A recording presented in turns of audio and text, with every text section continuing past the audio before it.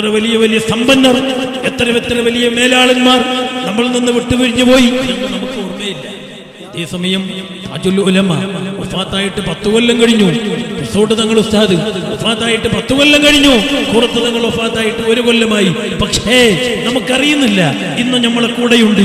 നമ്മളെ മഹല്ലത്തിൽ ഖാദിയായി, നമുക്ക് നേതൃത്വമായി, സമസ്ത മുശാവറ അംഗമായി, വലിയ പണ്ഡിതനായി നമ്മളിൽ നിന്ന് വിട്ടുപിരിഞ്ഞു പോയെങ്കിലും അവരൊക്കെ നമ്മളെ കൂടെ താമസിക്കുന്നത് പോലെയാണ് തോന്നുന്നത്. ഇന്നും നമുക്ക് അവർ അത്താണിയാണ്, അവർ നേതൃത്വമാണ്, അവർ ഇന്നും നമ്മുടെ കൂടെയുണ്ട്.